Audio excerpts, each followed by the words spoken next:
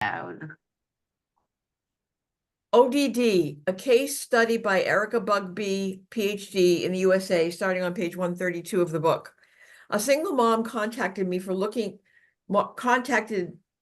looking for a program to help her 15-year-old son, Quinn. Quinn had been diagnosed with oppositional defiant disorder and had a long history of conflict with the teachers and staff at every school he'd attended since he was 9 years old.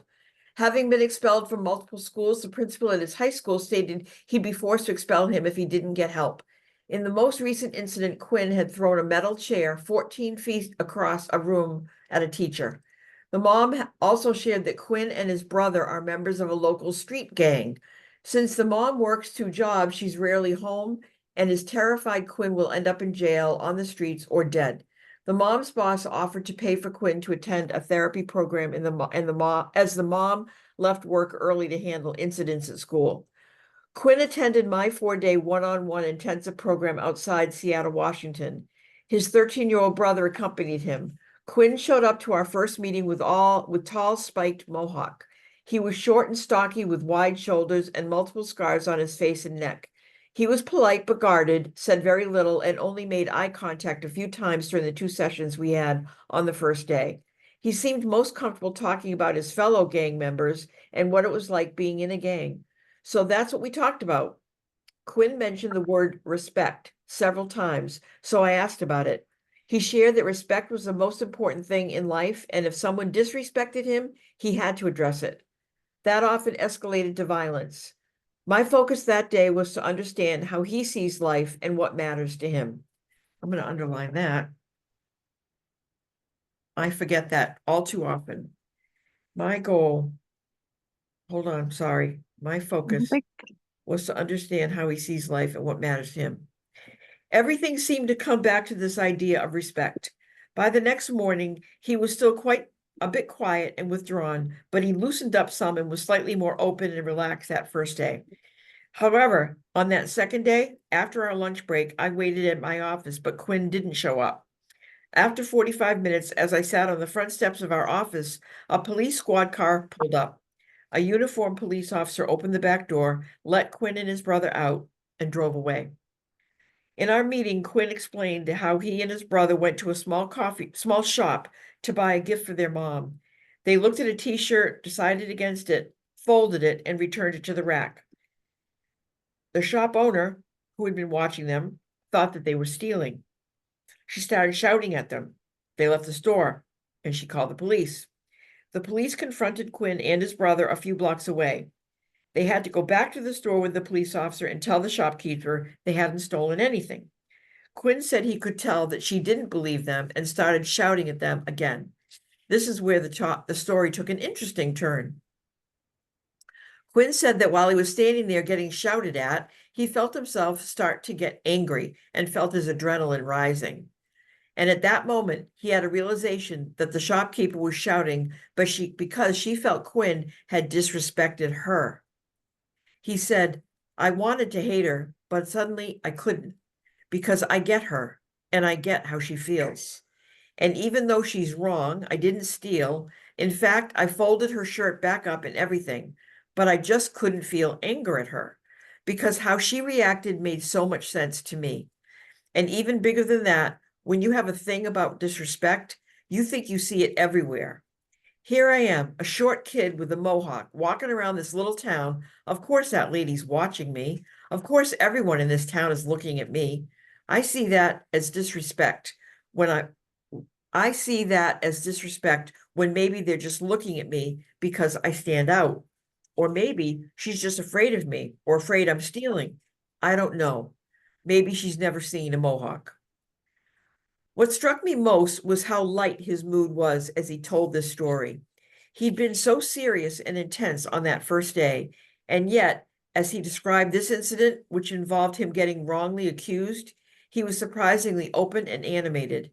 He went on to talk about, in his own words, how he's realizing that he walks around angry, looking for confrontation, expecting it, and he can see how much friction that must create. How he might be just starting and creating all this conflict himself. Watching that shopkeeper look at him through a lens of suspicion made him realize how much he carried with him when he walked around. He said, I walk around defensive because before anything happens, he's, he said, I walk around defensive before anything happens. He said all of his life, people have told him he had a, quote, chip on his shoulder, and he never really got it. At the end of our session, he laughed and said, I do have a chip on my shoulder. How did I not see that? What I found equally striking was how his outlook toward the police officer transformed during this incident. Quinn told me that he'd been standing across from the officer as the shopkeeper yelled at him. As his anger lifted, he told me he looked over at the officer's face and posture and suddenly felt bad for him. He said, this guy would probably rather be out chasing bad guys, but instead he has to listen to this angry lady, these two punk kids, and deal with all this.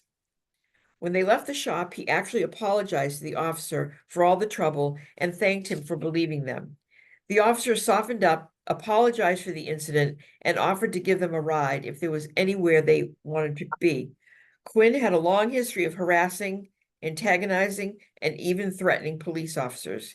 He said he'd hated police officers, and more than that, he hated being their biggest rival gang. On Quinn's last session of the program, he commented on how he'd seen himself start to change even after the first day. He said the old him would never have thought to buy a gift for his mom. That was the first time he could remember feeling gratitude in any amount towards her. He also said that the old him would never have refolded a t-shirt to put it back on the store shelf.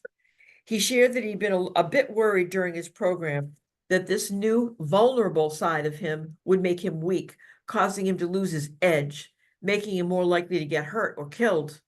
He'd also been unsure whether his gang family would see him as soft and lose respect for him. Yet by the end of that conversation, he realized that he could see his people skills had improved as he got less reactive because he became more perceptive and more tuned in, his words. He knew that would ultimately lead to better instincts and a stronger bond to his gang family, which is what he cared about the most. Quinn returned to school and reported in our follow-up call that he'd had very few incidents with teachers, school staff, or police officers since his return. The two incidents involved one teacher, and he'd caught himself before he escalated to anything physical. He willingly served detention, apologized to the teacher, and reported that he had a good relationship with almost every teacher and security guard at his school, as well as the principal. Quinn went on to complete 10th grade, get his GED, and attended trade school as an auto mechanic to help his mom financially. He convinced his younger brother to leave the gang, focus on school, and graduate high school. Quinn remained a member of his street gang, but shared that he transferred from one of the most volatile and impulsive members of his gang to the voice of reason within the group. He started de-escalating more and more situations that had previously led to fights. He became one of the main leaders within his gang until he left the gang 2 years later. Oh, wow, that's a good one, huh? Yeah. So hopeful. You know, and so he was, I guess, I don't know the exact age, but before 10th grade, I guess, when he graduated. And so all those years, the one thing that was so important to him, people were not hearing. Such a great example of deep listening. Mhm. Like Erica really heard that this kid, the whole respect thing. I hear that a lot with couples. He's not respecting me. He's not respecting me. And it's all ego. Yeah. Yeah. So interesting. I would think it's security Yes. over ego. It's for me, it seems more like if you respect me, then I'm going to be able to walk the world more safely. So to me, I don't see it as ego so much as ego might be, I don't know, maybe we're just parsing words, but I don't see it as self-aggrandizing. I see it as self-protective. Oh, yeah, ego to me is not self-aggrandizing. That Oh. could be part of it. Yeah. Oh, good point. Yeah, a lot of people equate ego with pumping up your chest, self-aggrandizing and making yourself look big. Yeah, I didn't mean it that way. I meant it as personal thinking. Yeah. Personal thinking, you know, making sure that, and safety is a part of that too. I mean, that's In why we alcohol, have ego, to keep ourselves safe so we don't walk into traffic. yeah, in Alcoholics Anonymous, we call ego edging God out, EGO. Like yeah. thinking that our personal thinking is superior to mind. Yeah, good Yes. point. And when you're talking about security, that's one of the reasons why being in a gang, because even though a gang, you know, we visualize it as violent, we also have to recognize that a gang is a sense of security for folks because there's a constant. Yep. Yeah, they Exactly. call it their family, and Yes. Yes. And they know that they'll have I would say at that least one I would say person. that we have our own little gang. I mean, Yes. what's a gang? Right. Oh, nobody Exactly. really owns the three principles like my friends Elaine and Lori. My sisterhood, my tribe, my gang. I mean, everybody does that. Everybody. Exactly. Yeah. Yes. All right. You want to, should I go or have? I'll take it.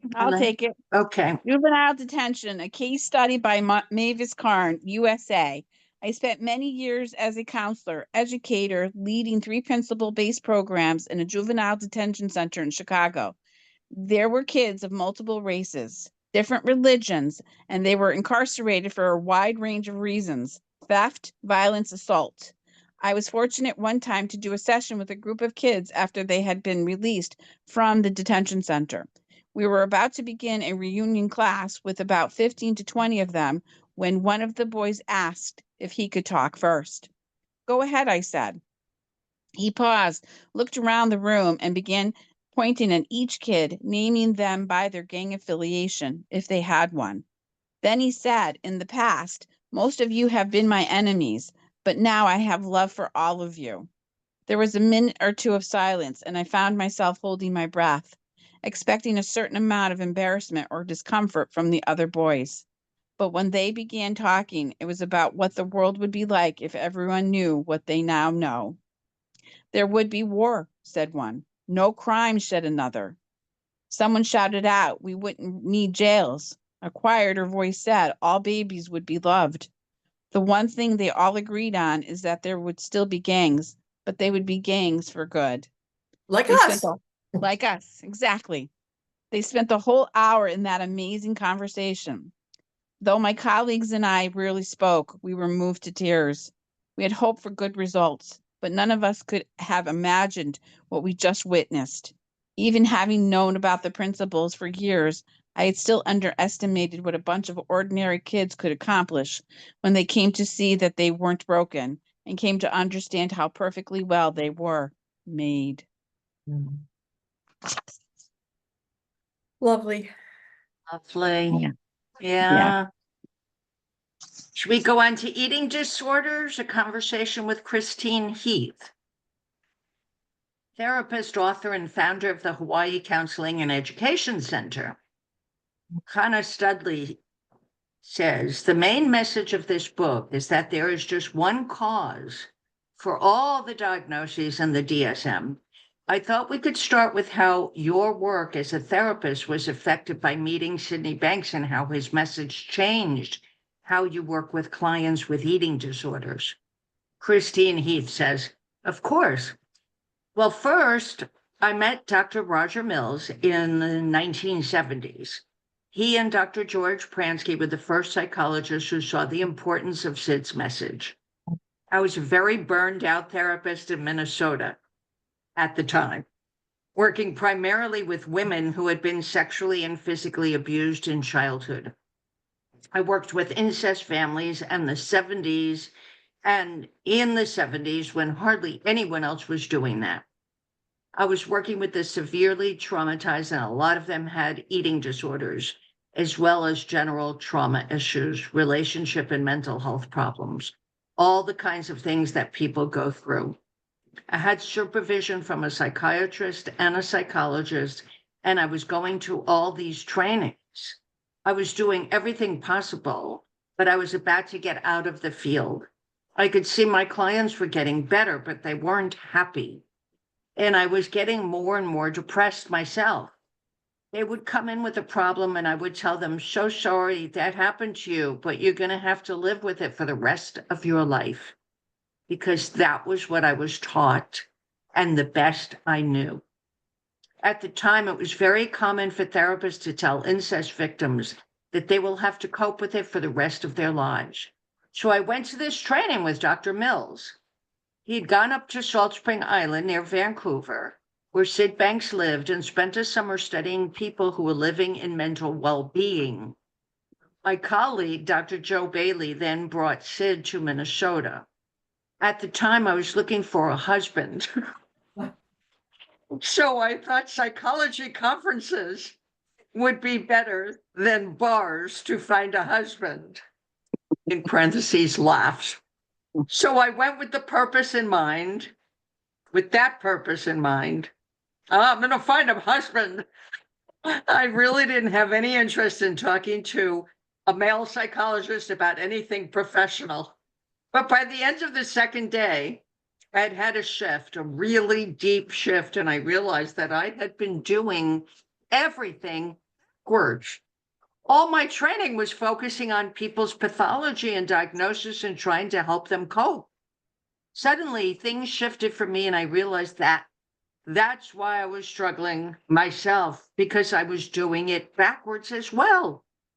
Kind of Studley says, can you explain what you mean by backwards?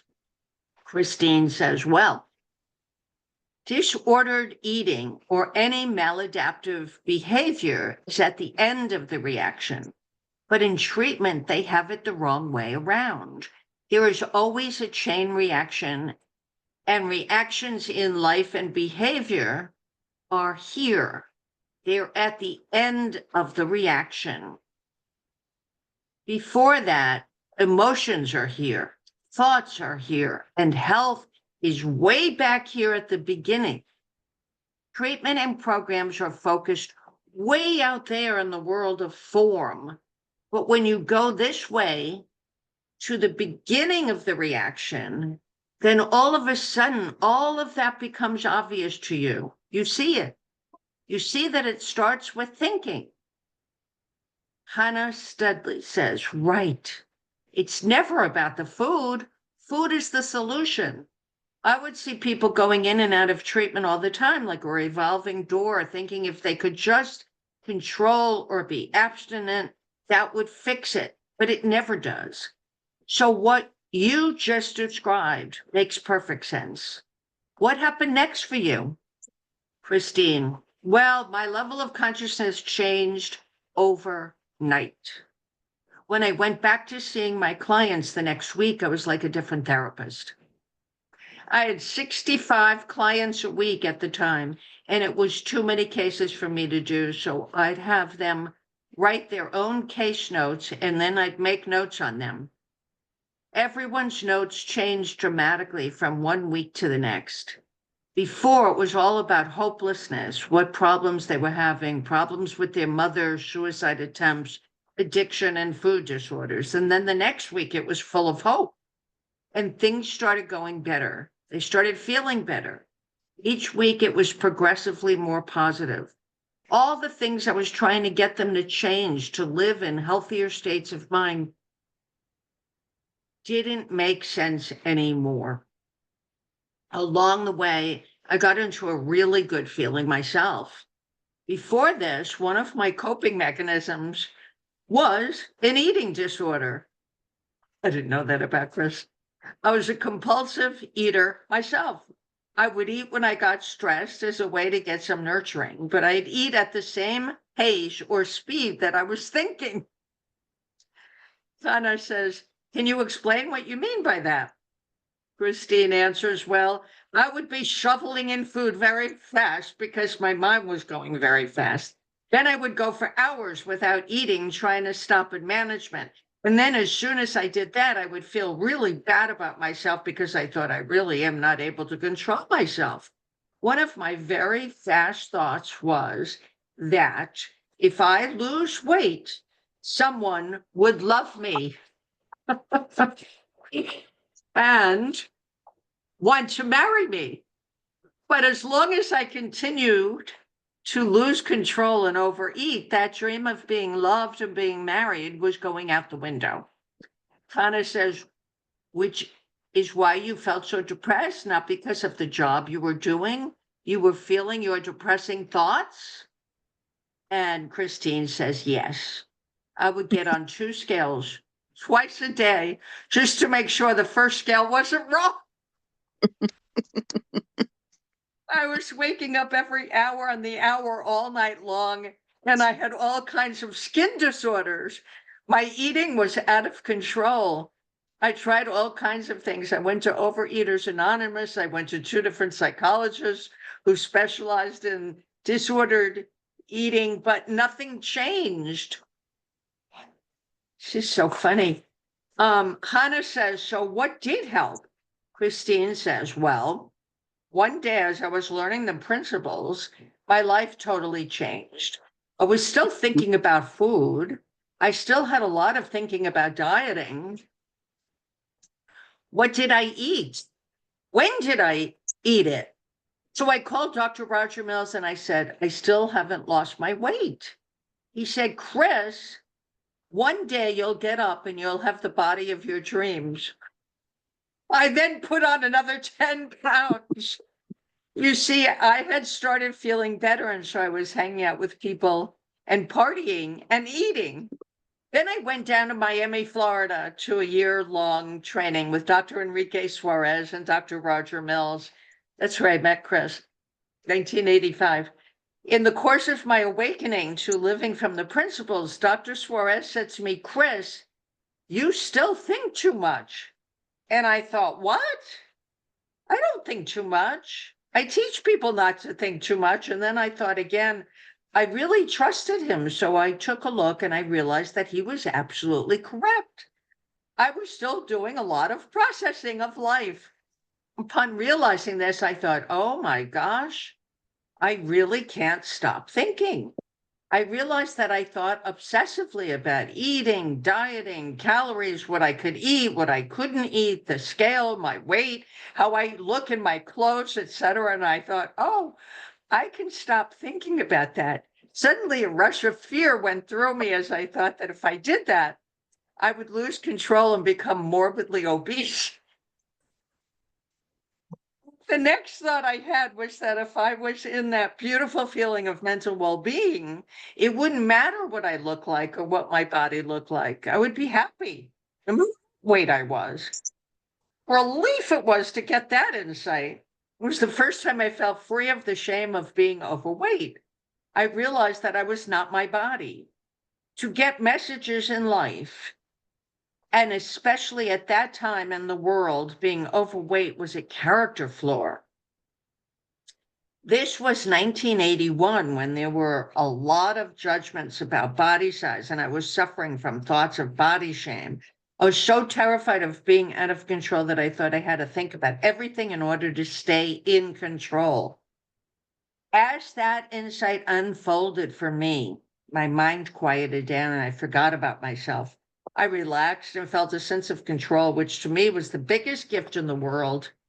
To this day, I don't do any kind of diet because I can feel that thinking is just not healthy for me.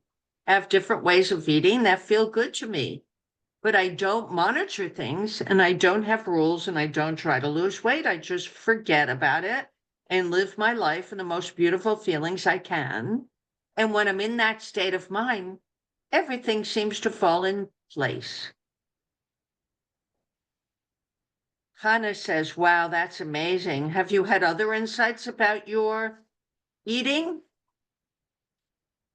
Christine says, many, but just last year, I got a deeper, different insight. I was talking to somebody who had an eating disorder. I told him that story, and then I realized I had freaked myself out as a child, and that has been with me for all these years? Well, since I had that insight, I've lost 20 pounds. So I weigh less now than I weighed when I was a junior in high school. I haven't been doing anything different with my food, but this new shift in me, I just suddenly changed. Hannah Studley says, that is so interesting. It's a journey.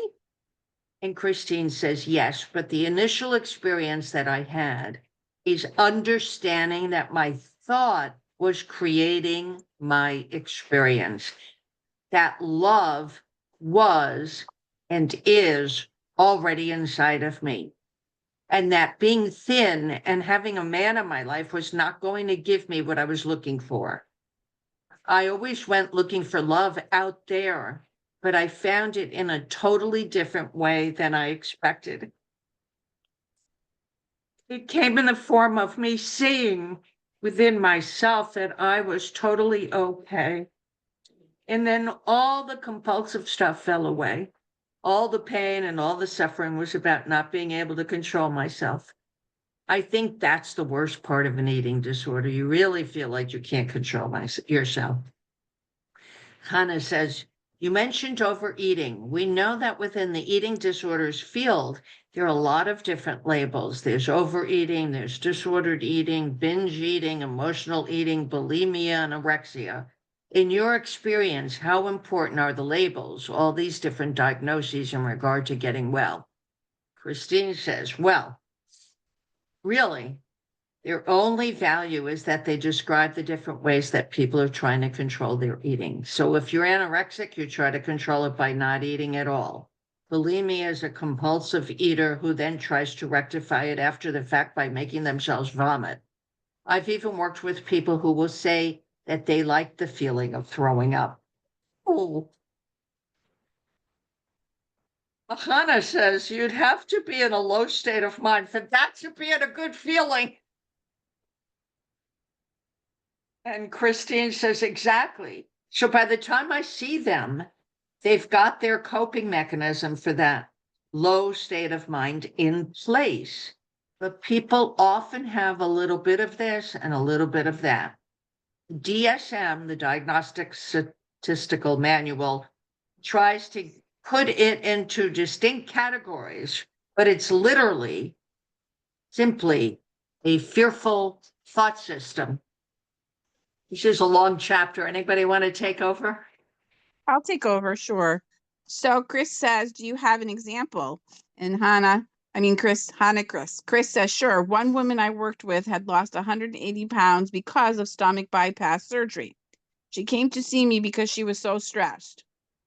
She said, I used to walk in the cafeteria at the insurance company where I worked. I stand in the back of the cafeteria and people would look at me, and I'd imagine that they must all think I am all that. Now I realize that they were looking at me because I was enormous. She was innocently trying to manage her anxiety by eating and had developed a positive thinking habit to justify it, which can be just as destructive as negative thinking. So Hannah says, so it looked like confidence in a healthy self-image, but really it was a justification for unhealthy overeating, a coping mechanism for anxiety and stress disguised as confidence. Christine said, yes, that's the thing. In a low mood, our thinking gets away from common sense. Common sense would tell you eating candy all the time is not a good idea, but in a low mood, it makes sense. Hannah would said, I've also seen the opposite, where women are incredibly thin, unhealthily thin, thinking they are fat. When I did costumes in theater or made wedding dresses, they would often say, this makes me look fat, but it was just their perception of their body and far from reality. Christine, right.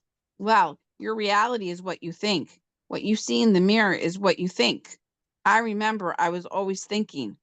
I was so fat back then, but when I collected up all my old pictures to display at Sydney Banks' funeral, I was looking at myself and I realized I wasn't fat. And it hit me like, oh gosh, how are you seeing yourself is what you're thinking. If you think you're fat, you will see yourself as fat. And if you think thinner is better, it doesn't matter how thin you get. It seems like you have to get even thinner. And then your thinking changes to tell you how gorgeous you look. And that's what people get caught up in. The ego is getting attached to being super thin. Christine, it seems like a lot of self-obsession. Hannah, yes, very much so. People who have eating disorders are really caught up with themselves. They think about themselves a lot. It's like, what do I need to change about myself to be okay? Or how I am wonderful. That's the thing with unhealthy thinking. It looks like it's totally appropriate and good. Anorexic people can be the most dangerous. It will all get you sooner or later. Anorexics mess with their electrolytes. It messes with your heart. All parts of your body break down, especially as you get older. So it is a dangerous way of thinking. When people would tell me, Chris, you're not that fat, I'd go, yeah, right. Why do you say that to me? You know, I am right. It didn't matter who said it or what they said. I couldn't accept that as being true because I accepted my version of myself. So a person's ego gets really caught up in whatever they think is the answer. Hannah, something I used to hear all the time is that it's okay for alcoholics. They can live without drinking. I have to eat. But if you said that to an alcoholic who thinks they can't live without drinking, it wouldn't make sense. Everyone is believing their low mood thinking, but there are other choices to overeating or starving. So it's like you said, it's not about the substance. Hannah, it's never about the substance. Oh, Chris, I mean, people can get addicted to gambling, sex, or anything that makes them feel good. Hannah, so when someone comes to you with an eating disorder, how do you help them? How do you get them to see that the problem is their thinking, not the food? Christine, well, actually, I don't focus so much on thinking because mostly they think too much. I help them to see that before the thought, they are totally healthy, that they have innate health, and they have been overriding it with their busy mind. I want them help them to listen, to slow down, to recognize that they're attached, and they've attached a good feeling to doing something that is hurtful to themselves. As they slow down, they start to get insights as to what they have been doing. So I talk very little about their eating. So my work is not about a new program to manage their behaviors. Hannah, that's powerful. I know my first insights into the principles were that I didn't even have to do anything to change my thinking, as it always moves on. Can you give me an example of how seeing health can bring about real change? Chris, I had one young girl who we had put in the hospital because she was not willing to listen. She had a nose tube to feed her because she wouldn't eat. Luckily, that discomfort was enough to cure her of that thinking. She didn't want to do that again. She was in high school and was totally bored, which is really a busy mind. They got her stabilized and then she started to listen. As you mentioned, one of the things that I don't do is try to help them manage their thinking because that's what they're trying to do with their eating. That is why it's so hard in traditional psychology to help people because they're trying to get them to manage their behavior, which is one step further out. I help them see that they have this innate state of mental well-being and that listening is better than thinking. Helping people to see how to listen with nothing in their mind is way better. At the beginning of my working with someone, their mind is going so fast. Frequently, they're 2 sentences ahead of me. They are trying to figure out what I'm going to say so they can see how to apply it. Hannah, they want to use what you are saying as a new way to control everything, but slowing them down helps them to get back in touch with their innate well-being. Since you found the principles and your life improved, how did your relationship work with food change? What is it like now? Or has it gone through different phases? Christine, I don't really think of myself as having a relationship with food. I eat what I want. I hadn't had a compulsive eating episode for over 40 years. Hannah, amazing. I noticed that in the 12-step program, a lot of it is based on fear. Like you're going to have to go to meetings for the rest of your life or you will relapse and you have to stay away from anything with sugar forever. There seems to be a great amount of fear that motivates the effort put into not going near anything that is going to set you off on a binge. I have met people who have been doing that for 20, 30, 40 years and calling it recovery. But really, it's still very much about fear and control. Chris, I know these kinds of programs don't understand innate mental health. They're operating after the fact, meaning you get into a state of mind and then you react by eating or whatever your eating disorder is. So trying to manage that is just a new way of trying to manage your compulsions. It doesn't work because it's too late already. I started to realize that really there should be a 12-step group. It's called Overthinkers Anonymous. So what we do is we work on helping the person to live in a different state of mind. Then they're driven by common sense, not by a compulsion to make themselves feel better. The other thing that 12-step groups do is they tell you you have to have a disease. And that is the way you are. And you're going to have to cope with it for the rest of your life. Well, that is thinking in and of itself. It creates pressure and generates more relapse. I mean, I've had a piece of candy and think, oh my God, I started eating badly again. Oh my God, what am I going to do about it? For years now, I have a piece of candy and I don't care. It's not about the food. It's about the feeling of being out of control. So in treatment centers and 12-step groups, they're focusing on behavior. Hannah, they are focusing on the outcome of your thinking. But as you are saying, it's too late. I just want to say that I know a lot of people have been helped by 12-step programs. So we are not saying that they're not useful. The feeling of camaraderie and support is amazing. But we are saying there's a lot more on offer if you look further upstream to innate well-being and health. Hannah, yes, if you really help people to see that they are naturally healthy, that no matter what they've gone through, no matter what trauma they've had, none of that matters. If they just get another look at their own health, and then their minds quiet down because they get insight. And the insight is what helps you to see that that's just goofy thinking. Want me to take it from here? Go ahead. We'll end it with this one. Yes. Hannah, so I can imagine that as someone gets into a better state of consciousness, a better mood, it wouldn't make sense to them to overeat or purge or do these destructive things. And there is no fear needed to protect themselves. It's just common sense. Chris, exactly. Like one of the things I did when I was trying to manage my compulsivity is I would eat a pound of green beans because green beans don't have any calories, so I could eat a lot. This is what I mean by the things that people do is trying to manage that after the fact. I would never sit down and eat a pound of green beans now because in a good mood, it doesn't look like that's a good idea to me. And if I eat more than I think I should have, or I feel full, it's not a big deal. I don't have to manage it. My innate health kicks in and says, oh yeah, like you don't want to be eating anymore. So it's like all of this compulsiveness is the illusion that the outside world has some control over you. Thank you. Just what I've been learning this week. So when you shift it around and you realize, oh, this is coming from me, then you don't need to even think about it. Hannah, could you share some recovery stories from people you've worked with? I think that would be very useful for people to hear. Christine, sure. I remember one girl, a gymnast. She was 15 and had heard that I was doing something new. So they brought her to me. And I had a session with her. And in the first session, I said, well, there's nothing wrong with you. You're just thinking way too much. Something happened to her. She just shifted. She never had a problem with eating again that I know of. She said, when you said that to me, something changed inside of me and I realized there was nothing wrong with me. These people have been telling me there's something wrong with me. I guess I gave them plenty of data to make up that story from because I wasn't eating in a healthy way.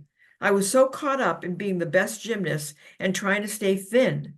She totally changed really after one session. I mean, I saw her more times than that, but not many more, to be honest with you. Another woman that I worked with was a bulimic. She came in for a session one day and said, I forgot to throw up. She said, I was eating and normally I would be running into the bathroom to just throw up and just forget about it. And that's kind of what happens. Like when you're not monitoring yourself and thinking about it all the time, you kind of forget about it. Hannah, I love this. It's interesting that when it's not on our minds, it doesn't exist. Is there anything else that you want people to know that we haven't talked about yet? Christine, I think the most important thing is to remember that you're not out of control. You know that if you start doing this, you've got yourself really insecure and stressed. And in that state of mind, we can make up all kinds of things that create that sense of neediness. Like, I need to throw up. I need to not eat. That feeling is what we do when the outside world looks like it is controlling us. So understanding the principles, Sydney Banks would say, look within and the outside world will change. I remember the first time I heard him, I was like, but how's that going to make me thinner? I didn't know what the heck he was talking about. And then gradually, you just have to see that it's a process, an unfolding process. It's not like I'm going to do this, this, and this, and then I'm going to be fixed. It's really a quieting down process of slowing down and not getting freaked out. If you get caught up in your thinking again, it's about becoming aware that you're thinking the answer will always be to go eat something, but it will pass. And then it's not even there anymore. Hannah, you just reminded me. I was a school teacher for 5 years in Los Angeles, and they often give teachers gifts at the end of the year, and it's usually chocolate. I remember this one time, one of the parents gave me a box of See's candy, SEE''S candy, a box of chocolates. I went home and I ate the whole box. I told someone the next day and she reacted, oh my gosh, what are you going to do? I said, nothing. Why? I was just being lazy. I couldn't be bothered to cook dinner. I realized she had a lot more thinking about it than I realized she had a lot more thinking about it than I did. That's a typo. I've never done that before or since. It was just laziness. There was no need to put a label or diagnosis on it. Christine, yeah, that's exactly right. That's the difference between somebody who doesn't have thinking about food hurting them and somebody who does. So the fear is what creates more insecurity. And the more we are focused on trying to manage this, the more you're feeding the insecurity. That's one of the things I remember maybe a month after I met Sydney Banks. I was on my way to the refrigerator to binge. And I woke up and I went, wait a minute. I'm not going to be feeding my insecurity. This is to make myself feel normal again. And that was it. I didn't binge that time or ever again. It used to feel like this is God speaking. My thinking seemed like it wasn't just me thinking. It's like it was truth coming through me. Hannah, I think a lot of us have that impression, that misunderstanding that if we have a thought, that it must be true. And then one person goes and drinks and another one eats and another one cuts themselves, but it's all a way to cope with that distressing feeling. But when you and Sid are pointing us further upstream, it's not about the food. Christine, right. The disordered thinking is way outside in the world of form at the end of the reaction, but we have it the wrong way round. There is a chain reaction. Reactions in life are here. Behaviors are here. Emotions are here. Thoughts are here. And health is way back here. Treatment and programs are focused on way out here in the world of form. But when you go this way to the beginning of the reaction, then all of a sudden, all that becomes obvious to you. You see it. Hannah, right. It's not about the food. The food is the solution. I would see people going in and out of treatment all the time like a revolving door. And so what you've just described makes perfect sense. Like you said, they have it backwards. Christine, yep, psychology has it backwards. Ha ha ha. I think that the other thing is that everybody has wisdom. Everybody knows that they have health. My best shot at trying to be healthy by trying to control my eating. Because, wait a minute, everybody knows that they have health. My best shot at trying to be healthy by trying to control my eating. Because I could see that it was a problem. The consciousness of the world is very low, and it's easy to get lost in that thinking. It's easy to pick up negative beliefs or thinking and that you have to go to traditional psychology and they say, oh yeah, there's something wrong with you. I went to a psychologist and told him what I was doing. I was quite proud of all the things I was doing, working full-time, a full-time private practice. I was in graduate school, and he said, well, come back when you're not doing so much. I was so mad at him, but it was backwards, trying to get me to change my life so I could quiet down. I needed to quiet down so I could change my life. One client I work with said, Christine told me just to wait a minute. One client I work with said, Christine, you just told me to let go. It's just thought. And she said it felt like I was hanging onto a cloud, that if I let go, I'd fall in like a dream. I laughed. I said, well, clouds don't hold you up. So you must have had your own wings, because that cloud cannot hold you up. Nobody is stuck with it. You can change. You just have to wake up and see that you have incredible health and beautiful feelings inside of you. You are okay. Hannah, wow, what a beautiful place to finish. Thank you so much.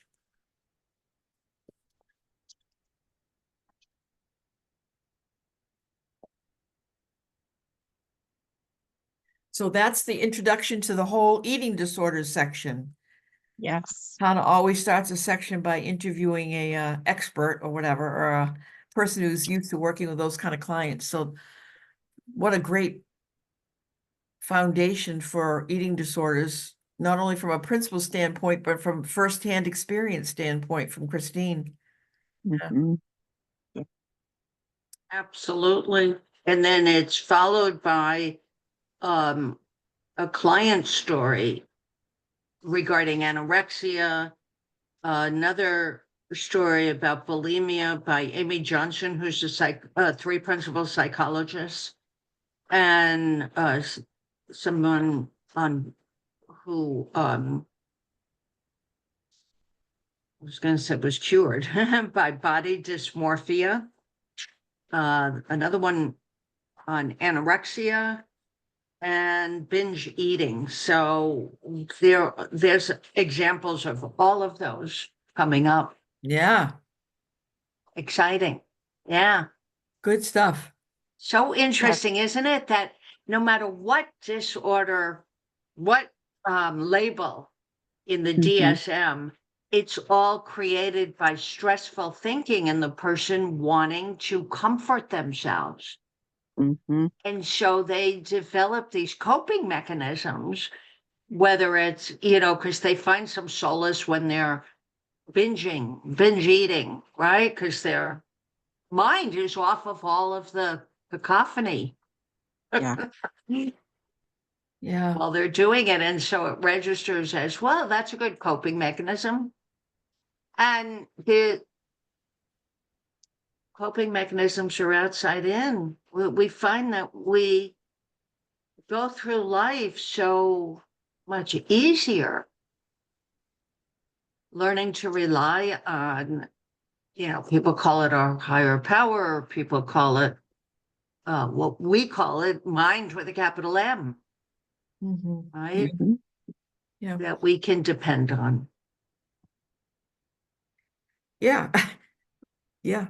We're not only depend on it as though we could take it off the shelf and go, I'm going to depend on you, but the fact that I'm breathing, talking, eating, smiling, alive at all is dependent on the fact that I'm alive. And the only way I can be alive is by mind's discretion, Mhm.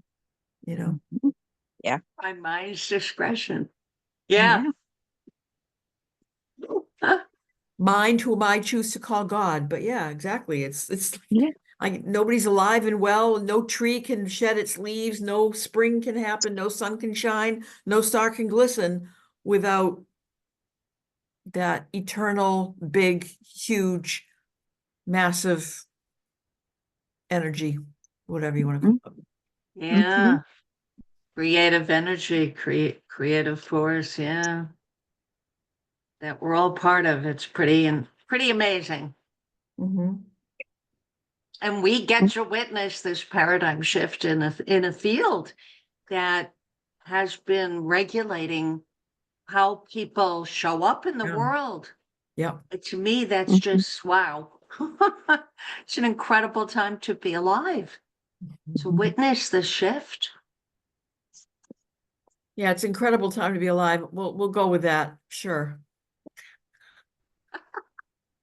I know what you're thinking. I wish Politics. I wish I was I wish it was an incredible time for me to be alive in Sweden or something like that. But anyway, that's all right. Right. This too shall pass. This too shall pass. Yes. Yes. It's all part of the divine plan that we're clueless about. We'll see it unfold, right? It's a fascinating